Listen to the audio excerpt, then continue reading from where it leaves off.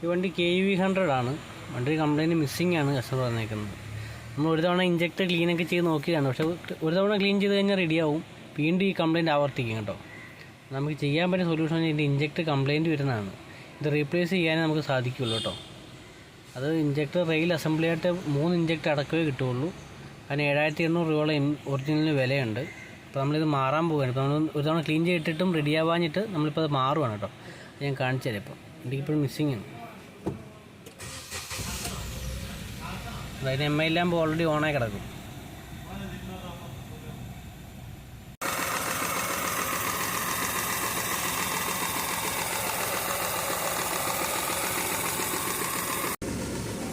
ഞാൻ ഇഞ്ചക്ടർ അസംബ്ലിയാണ് നമ്മൾ വാങ്ങിച്ചേക്കുന്നതാണ്.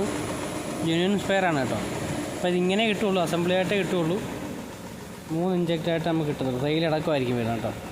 ഇതഴിക്കാൻ വളരെ സിമ്പിളാണ്. 13-ൻ്റെ 2 ബോൾട്ടായിരിക്കും വരുന്നത് കേട്ടോ. മാനിഫോൾഡിൻ്റെ ബാക്കിൽ നിന്ന് 13-ൻ്റെ 2 ബോൾട്ട്. ഓക്കെ,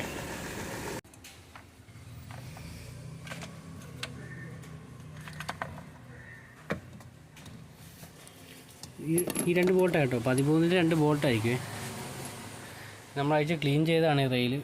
തൽക്കാലത്തെ റെഡിയാവും. പിന്നീട് വീണ്ടും ഇത് കംപ്ലൈൻറ്റ് കാണിക്കും. നമ്മൾ പുതിയത് വെക്കാൻ പോകും.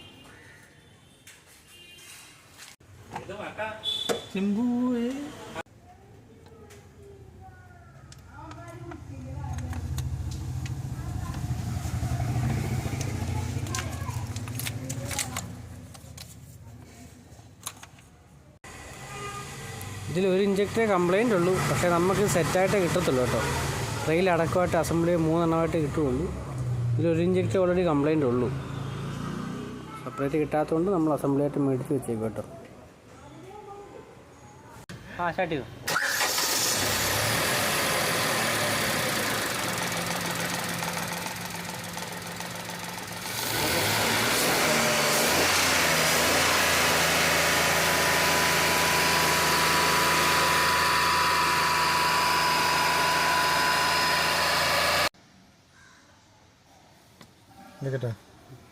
കോഡ് ഏതാ? P0300 അല്ലേ?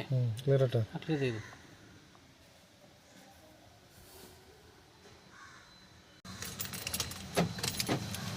സ്റ്റാർട്ട് ചെയ്തു. ക്ലിയർ ആയല്ലേ?